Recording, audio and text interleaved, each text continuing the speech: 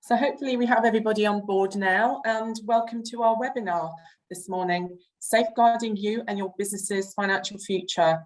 I'm Erica Goodyear and I'm a financial planner at Menzies Wealth Management based in the Solent.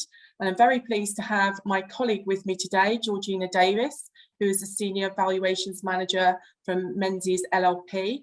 And also we have two partners from Blazer Mills Law, Karen Wooderson and Colin Smith. So we can bring up the agenda, please. So while you have a brief look at the agenda for today, please ask any questions through the Q&A function. I'm hoping that we'll have some time at the end to answer those questions, but if not, we will come back to you personally after the webinar. And there are going to be 3 polls today. It'd be great to have your participation, just to make it a little bit more interactive this morning. So what are the main issues faced by businesses today? Well, there's many events that can affect the profitability of a business and the ability of a business owner to retain control. So for example, retirement. What succession plans are actually in place? Will the children be taking over the control of the company? How will the retiring shareholder be compensated financially? Will the children actually be in a position to buy the shares, or is it intended that the retiring shareholder will retain an income from the business beyond retirement? What actually happens if a shareholder wants to just sell their shareholding? What exit strategies are in place? Who can the departing shareholder actually sell their shares to? However, it's probably the death or serious illness of a shareholder that could have the most serious impact on a business. And therefore today we're going to be focusing mainly on how the death or a serious illness of a shareholder can impact a business and what plans a business holder can put in place to minimise this risk. So we're going to launch straight into our first poll. What would you want to happen if a business owner died? So let's have a look. So the majority would actually want the owner's spouse and dependents to take over the work in the business. And there are some others also who would like the surviving owners to be able to buy out the share of the deceased dependents, which is fantastic that some of you, well, there's none of you that don't know or something else. So that is really good. So we can have a look now at the Aviva survey. So there was an Aviva survey. What would you want to happen if a business owner died? So same sort of thing. And this was 250 SME owners conducted by Aviva. And as you can see, the most worrying thing on there was 25% actually didn't know. But the top one, which responds to what you've actually voted for, is that the majority would want the business owner's spouse or dependents to take over the deceased rights. Well, this is all very well, but have they even been consulted? It is one question that I would ask. It might not be so bad if it's a family business, but what if they've had no prior involvement? You know, this could actually lead to disaster. Number 2, the surviving owners to buy out the share of the deceased dependents, and the deceased dependents receive the capital. Well, how are they actually going to finance this? You know, have they got the finance available to be able to do this?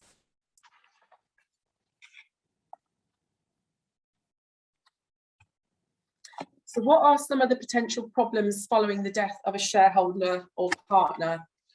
Well, where it's a partnership, on death, if there's no agreement in place, then the partnership will actually be dissolved. If it's a limited company and there is no bespoke agreement in place, then you will actually default to the model articles, table A, which may not actually be in line with the shareholders' wishes. So it's important to note that shareholders cannot actually stop one another or another shareholder from leaving their shares to someone else in their will, which could mean that the shareholder's family or their members could become involved in running the business and actually be entitled to dividends, even if they're not adding any value to the business. A shareholder's family also may become forced to sell to a competitor if the remaining shareholders do not have the cash to buy them out. What happens to banks and creditors and loans? Well, they may want to renegotiate terms or even call in debts if the ownership of the business changes.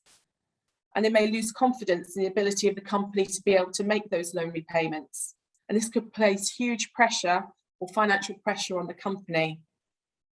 Also, if there's an old shareholder agreement in place, it may be what we call a buy and sell agreement. And this is a legally binding contract because in the event of death, the personal representatives, they're obliged to sell the shares and the surviving shareholders are obliged to buy. And this can cause huge tax problems with regards to a loss of business property relief. So let's have a look at the 4 key components of an effective shareholder agreement. So with regard to the risk that we discussed so far, how can we actually minimise this risk?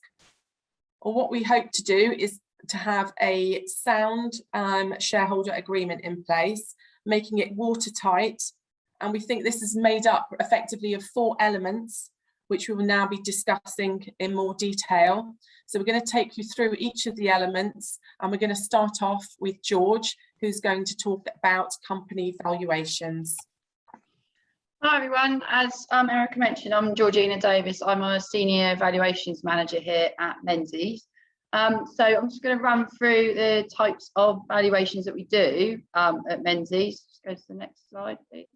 Yeah, so there's a variety of valuations we carry out. So we've got for tax purposes, so it will be for if you've got gifts to your employees, or also covering employee share schemes.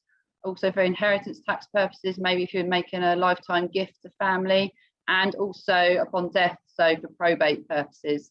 Also company reorganisations, so perhaps some companies want to move their shares to other companies within the same group, or they might want to put a holding company on top, and they then to move the shares around to put into that holding company.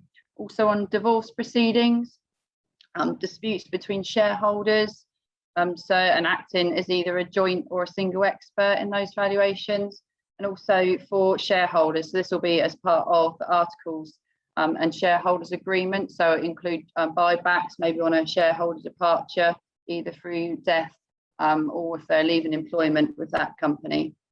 So moving on to the shareholder agreements and the valuations.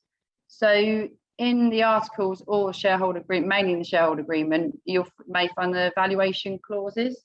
So this will inform how the shares are to be valued in certain situations. So as I mentioned, if there's a death of the shareholder or exit of shareholder, either through employment ceasing or if through they're retiring.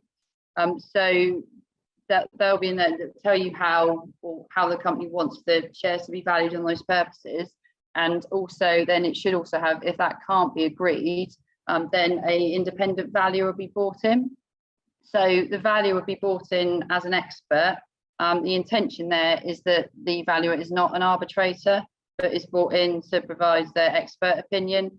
The logic behind this is that the valuation process then provides finality, and so there's no long debates or discussions around the valuation.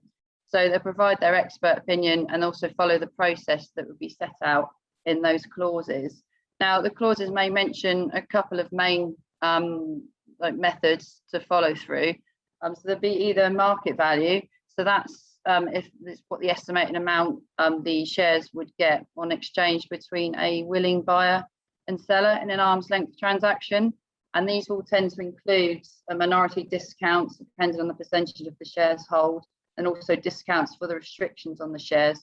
So say if you're holding, say, 5 to 10% shareholding, then obviously there could be quite a large discount on that. So that's obviously going to reduce the value down on those shares.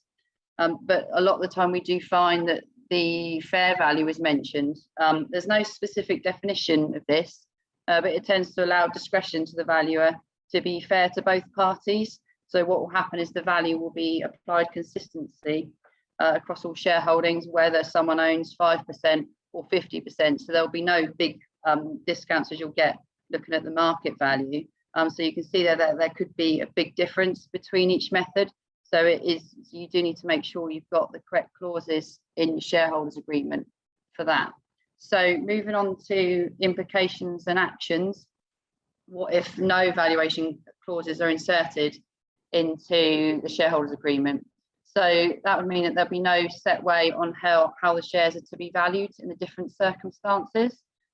So if a valuer is brought in, if the shareholders can't agree on what the value of the share should be, most of the time we would normally revert to the market value. So you're then going to get your discounts for minority holdings or restrictions.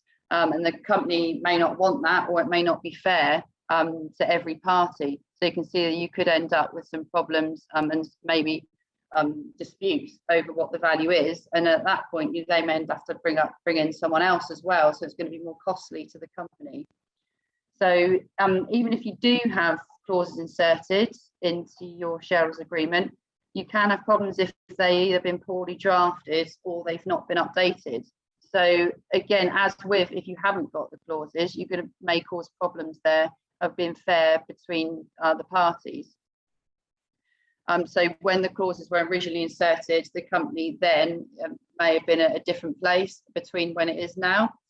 And then the process that you go through to get to that value, it may not be applicable to where the company is or suitable for the shareholders that are now in place. So we would suggest that if you have got the clauses in, that you regularly get them reviewed to make sure it meets the company circumstances and also the shareholders' interests. Once you obviously want to put or are trying to agree to put the clauses into shareholders agreement, ideally with the clauses, you want the buyer and seller to be satisfied with the value, or at least the process that was undertaken to get to that value.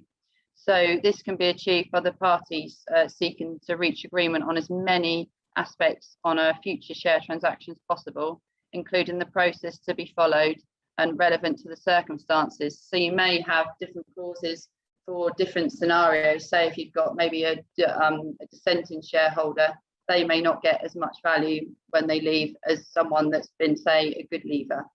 So you need to make sure you make those distinctions in your clauses.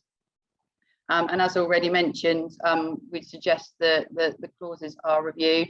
So maybe when a shareholder leaves, you need to then look at them again and say, is this now applicable to the shareholders we've now got in the business? And also look at the current circumstances of the company and the shareholders. All right, so I'm now going to pass on to Colin, who's going to talk about shareholders agreements. Thank you very much, George. So yes, on to the legals. I thought I'd just start by clearing up a little point that often crops up. There we go, beautiful. When we ask clients why they don't have a shareholders agreement in place, one of the most common responses is, we don't need one, do we? We've got articles of association. Well, indeed you do. And most companies these days have adopted the model articles, been drafted by government lawyers, they work very well. However, they're very much one size fits all. And if you want the rules governing your company to be tailored to your specific requirements, you're going to need bespoke provisions to be prepared. You could put those bespoke provisions into the articles. It's absolutely fine. However, don't forget your articles are a public document. For this reason, we normally recommend adopting the model or other similar articles, but putting a bespoke separate shareholders agreement in place. And what I'm going to do now is start to have a look at some of the common provisions that you would want to have in your shareholders agreement. Here's the first: transfer of shares. There's a number of choices here. Do you want everyone to be free to sell their shares? Should the consent of the founders be required? And if so, do you mean all of them or a majority? Or should all the other shareholders be given the option to purchase before any share can take place? In other words, preemption rights. It's worth understanding that the default position in the model articles isn't ideal. As Eric has already mentioned, there's no restriction on selling shares, but in the model articles, there is a provision that says that the board, whoever that is at any particular time, can refuse to register a transfer. It's not entirely clear, and in my view, that's rather too much uncertainty. No matter, whatever you want, a properly drafted shareholders agreement can give it to you. Tax planning, yes. Next, you may well want the ability to transfer shares to close family members, perhaps family trusts, of course, for personal tax or succession planning reasons. And if you want this to be an automatic right, so that you don't have to ask your fellow shareholders for consent to do it, you need to put appropriate provisions into your shareholders agreement.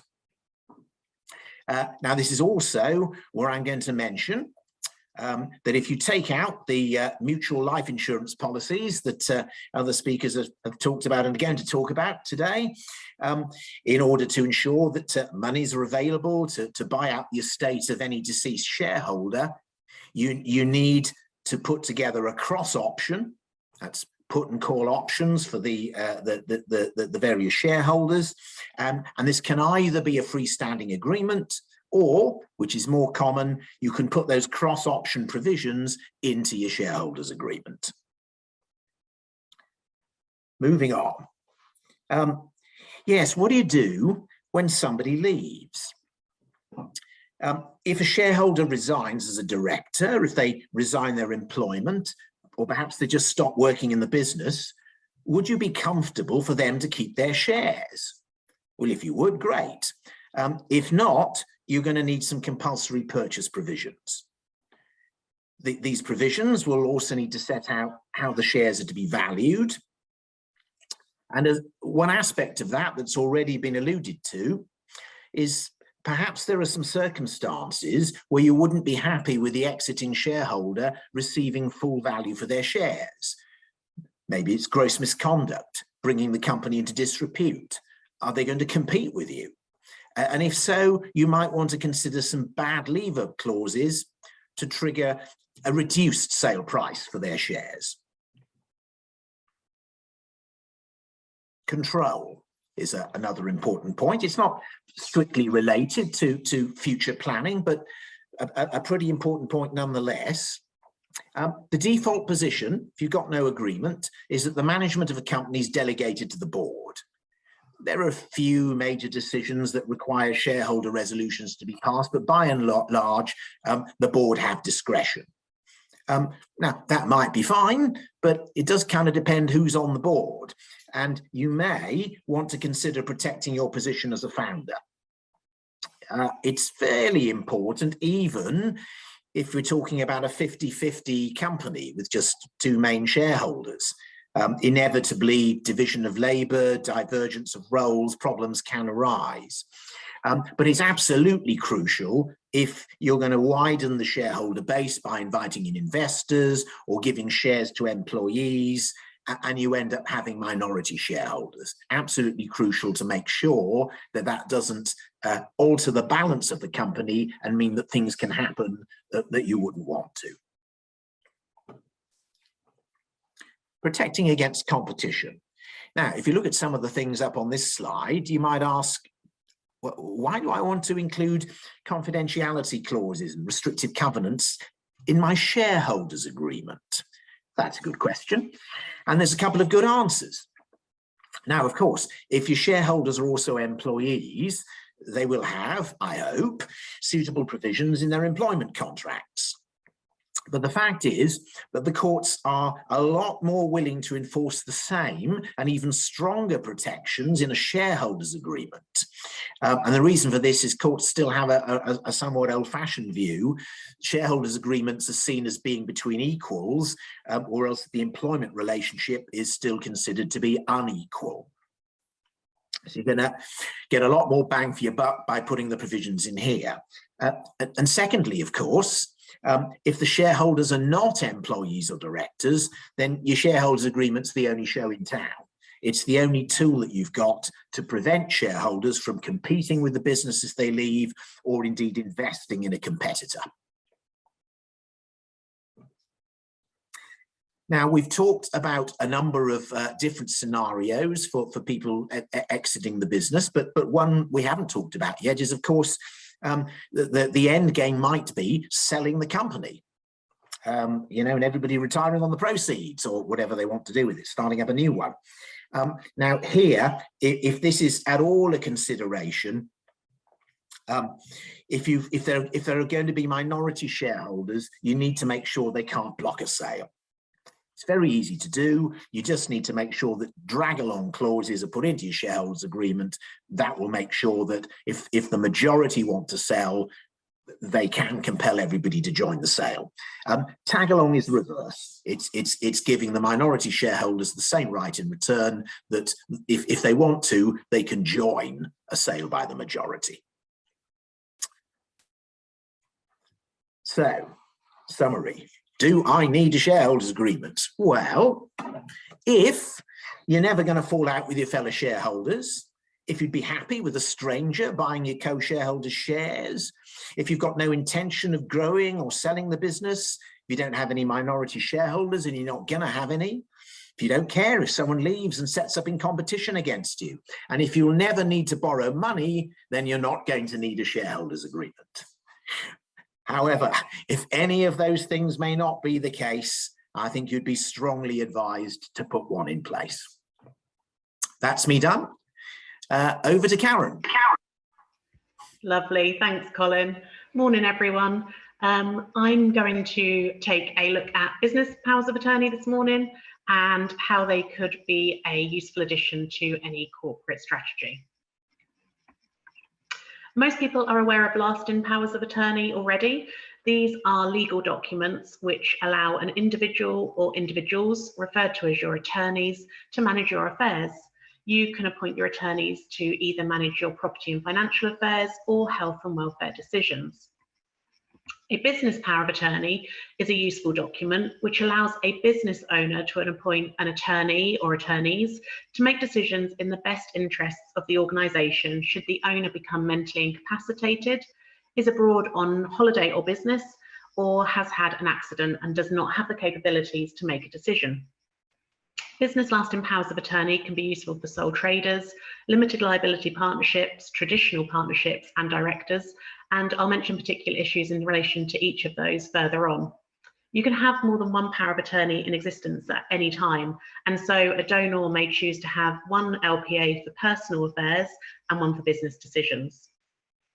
The business power of attorney would allow the appointed attorneys to make decisions such as authorising the payment of invoices, signing company checks, instructing employees to perform key tasks, employing new members of staff, and dealing with the daily business activities. Turning to the different kind of entities, sole traders by definition rely heavily upon themselves and are also unlikely to have a separate legal entity between them and their business. So if the donor is a sole trader, the general authority under the power of attorney will allow the attorney to act as freely as the donor would have, subject to any restrictions the donor chooses to put into the document. If the donor is a partner in a business, the partnership agreement must be considered to see whether there are any restrictions on an attorney acting on behalf of the partner. Equally, it is possible that the partnership agreement may make provision to cover what would happen if one of the partners became incapacitated. If that were the case, and such a provision exists, then the continuity of the business would be adequately covered, and so making a business power of attorney would be unnecessary in those circumstances. If you are a company director, then you would need to check the company's articles of association. The termination of a director's appointment in the event of incapacity would often be provided for, and so the company's interests would be protected. However, the company's articles may not sufficiently provide for temporary incapacity, where termination would be disproportionate and potentially harmful to the business. And in those cases, a business LPA could be helpful. The main consideration for any power of attorney, but particularly a business power of attorney, is always who to appoint. It's advisable that the attorney is familiar with the business and the organisation and is someone who can be entrusted with the affairs of the business. The attorney should be someone who is trustworthy, competent, reliable, and can undertake the necessary tasks to manage the business in the absence of the owner. In the best interest of the business, it may also be wise to appoint more than one attorney. You could have one who would deal with the day-to-day activities of the business, for example, which might be best suited to an existing employee who's highly trusted. And the other attorney could then be somebody with more of a financial background, such as a business accountant, to ensure that the business is going to be well protected in the absence of the owner. If there is no business power of attorney in place, then this could prove to be extremely detrimental to the business. Should there be an issue and there's an absence of a business lasting power of attorney, then an application would need to be made to the Court of Protection, which is time consuming and expensive. The average application to the Court of Protection at the moment is taking in excess of 10 months. And obviously during this period, the business could suffer with no one in person to manage its daily affairs.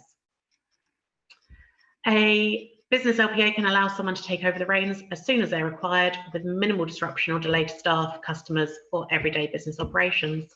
Back to Erica. Thank you, Karen. So everything's hunky-dory now. You've had your company valued, you have your bespoke shareholder agreement in place and your business LPA. So what is the sort of final stage? Well, that's looking at the actual financing options, what you can put in place to purchase the shareholding. Well, you may be lucky enough to have lots of cash hanging around, but not many business owners that I know have stacks of cash that would enable them to buy the shares at the moment, especially with the impact of the pandemic over the last few years. You could have some investment sitting around, but it might not actually be the best time to cash in those investments due to the volatility in the marketplace. You could actually be crystallizing a loss. And you'd also need to take into account any tax consequences, such as any income or capital gains tax on encashment. If you're 55 and you have a decent pension pot, you may be able to take a quarter of that as tax-free cash. But would you really want to take a quarter of your pension fund, which has probably been earmarked for your comfortable retirement and possible long-term care needs? You probably wouldn't want to do that. You may want to borrow, but can you borrow? Are the banks willing to lend for you to be able to raise the cash and buy that shareholding? Maybe not. So it's always better to have a plan B. And that plan B is to have some sort of life assurance policies in place, and some sort of suitable life policies is a good option when it's not possible to raise the funds via other means. And by this way, it will bring some certainty and peace of mind, because obviously you don't know when you're going to die, so you don't know what assets you're going to have at that time. So the fallback position is always to have something in place to give you that peace of mind. So what are the life cover considerations? There's lots of different ways in how we can write these policies, and it will all depend on what you have in the shareholder agreement. But the main ones you could have, firstly, life of another, where shareholder A would take out a life policy on shareholder B and vice versa. That does the trick when there's two shareholders, but when there are more than two shareholders, that can actually get quite complicated. It could be company buyback arrangement. So the company is going to buy back the shares in the event of death. So then the company will actually take out a policy on the lives of each shareholder. So they've got the funds then available to buy the deceased shares. However, the most common is usually when there are multiple shareholders is on an own life in trust basis. So each shareholder will actually take out a life cover policy on their own life for the value of their shareholding and put this in trust for the benefit of the other shareholders. And by doing it this way, it's going to provide greater flexibility if a shareholder either retires or exits the business. So what can we include? There's lots of different types of policies, and each will be bespoke to the arrangement for that company. You know, do we just have life cover only? Do we include critical illness because you're more likely to have a critical illness than you are to die? Do we have a policy that increases with the sum assured because the value of the company is going to increase? Do we have a term assurance policy because you know you're going to exit the business at, say, 65? Or is a whole of life plan more relevant because you're not sure when you're actually going to, need to exercise that option? So it all depends on the requirements of the shareholders and also affordability as well. So we're going to look at a very simple arrangement, and this is based on life of another. So this is how it would normally happen. So very simply, company XYZ Limited, company value of 2 million. So we have 4 equal shareholders, 25% ownership each. And as you can see, various ages on there. So what would happen in this case? So what would happen is that each shareholder would take out a life cover policy for £500,000 on their own life to cover their share of the business. The policy is then issued under trust for the benefit of the other shareholders. And each shareholder will actually become a trustee of the trust, which will give them control over the policy proceeds. So as mentioned by Colin, a cross-option agreement is going to be put in place, or it could be part of that shareholder agreement. And that will give the surviving shareholders the option to buy the shares from the personal representatives. In the event of a critical illness, if a critical illness policy has been taken out, there isn't a cross option. There is what we call a single option, because the person who is critically ill probably wouldn't want to be forced to sell their shareholding. So only they will have the option, if they want to exercise it and decide if they're critically ill, whether they want to exit the business. So the unfortunate thing happens, Peter dies. So what happens next? Well, Jane, Louise and David they receive £500,000 from Peter's life policy. They then decide to exercise their option at that time to buy Peter's shares from his wife Sue. It's only then that the agreement will become binding and Sue has to sell Peter's shares. Sue, though, she receives £500,000, which is a fair value because the company has been valued.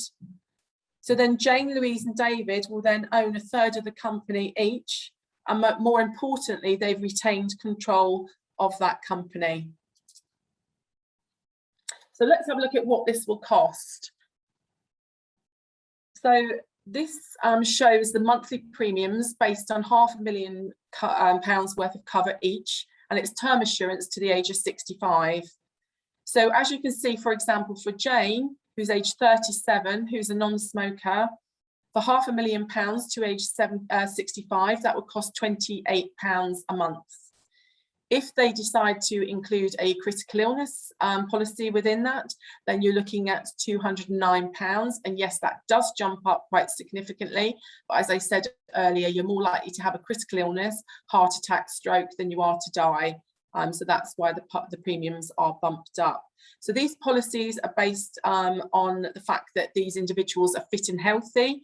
They will, however, be medically underwritten. And if there are any problems, potentially they could be refused cover, or they may be what we call loaded, where they will increase the premium because of that increased risk. So who should pay the premiums? Well, let's firstly look at the tax position of the premiums. If the business pays, then it is a deductible expense for the business and taxed as a benefit in kind on the shareholders. However, if the shareholders want to pay themselves, then they pay the premiums out of taxed income. So there's no benefit in kind. However, equally, there is no tax relief. So what about the policy proceeds in the event of a claim? Well, there's no inheritance tax if it's placed in an appropriate trust. There's no income tax on the payment. And it's also usually exempt from capital gains tax if it's in the hands of the original owner. There is an important point to note, however. Unequal premiums can be seen as a transfer of value of gift from the shareholder paying the most to those benefiting the least, which could in turn lead to an inheritance tax charge. However, to minimise this, what we do is we carry out an exercise called premium equalisation, and that is to avoid this tax charge. And as you can see from the example earlier in the premiums, then the premiums can differ quite substantially, and it will be based on what the age is of the individual, what the percentage shareholdering, the sum assured, their smoker status, and their state of health as well. So we would make sure that we would carry out that exercise. So what are the benefits of what we've done today? So taking into account the life cover that's been set up, they've got a sound and watertight shareholder agreement, a business LPA in place, they've had their business valued. Well, at the end of this, Jane, Louise and David have been able to retain the control of the business and they've not had to rely on their personal assets to do so. Peter's wife, Sue, has received, although it's been very sad and traumatic for her, she has actually received a fair value for his shares. And along with the pensions and the other investments that he's left, it's enabled her to maintain a good standard of living for both her and her children. There are some other issues to consider, however, which I'm just going to go over very briefly due to time constraints.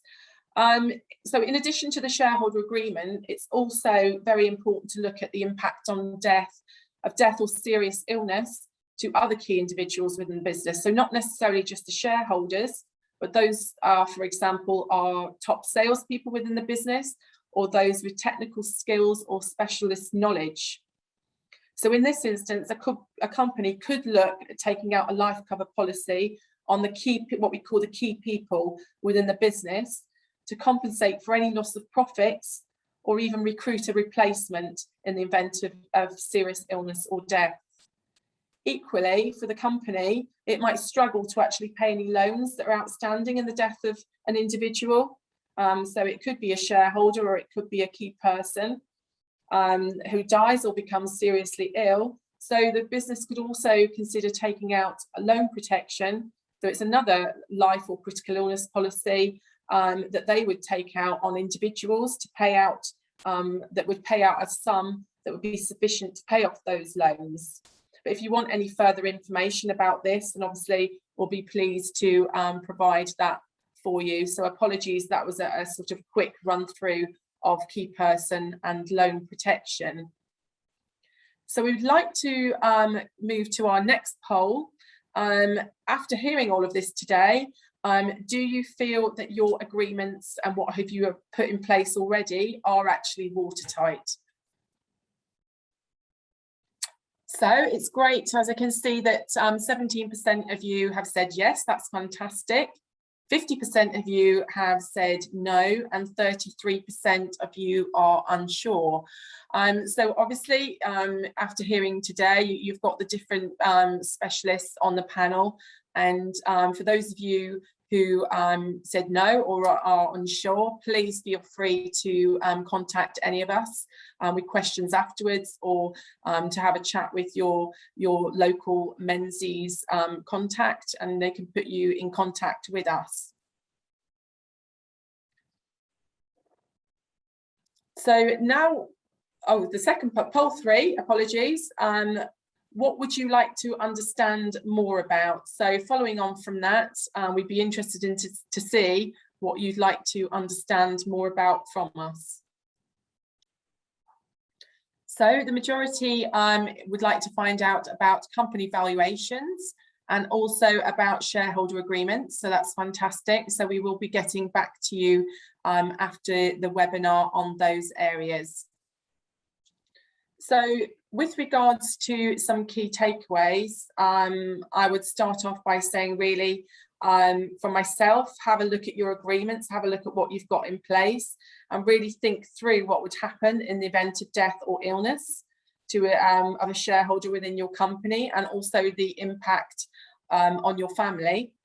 Don't rely on the ability to borrow. It might not be possible at that time. And also to regularly review your agreements as well, because things change, shareholders leave, company valuations change. So for myself, it's to keep on reviewing what you have in place. George, what about yourself? Yeah, so with valuation, I mean, I would say make sure you've got your valuations in your shareholder agreements, but also once they're in there, make sure they are relevant to the company and the shareholders, and also make sure you review them regularly to make sure it's obviously applicable to the company at that time and the shareholders that you've got in place. And Karen? Yeah, absolutely. I think it's key to understand that in the event of a disaster or an unknown event, the business is protected. It can continue without you, whether that be for a temporary period of time or longer. And again, what you focused on, Erica, who's inheriting on your demise, and is that all sorted as well? And Colin? Yeah, my key takeaway, if you're not sure that what you've currently got in place is doing the job for you, have a chat with us, talk it through, bounce ideas, get another view on it. Can't be wrong. So are there any questions? Do we have any questions? Okay, I don't believe there are any questions in there at the moment, but as I say, please feel free to come back to us and we'll get back in contact with regards to the polls and the information that you've requested. So here's the obvious sort of compliance bit at the end. But what I'd like to say is thank you for joining us this morning. It's been a pleasure to talk to you all, and I wish you a good day. Thank you.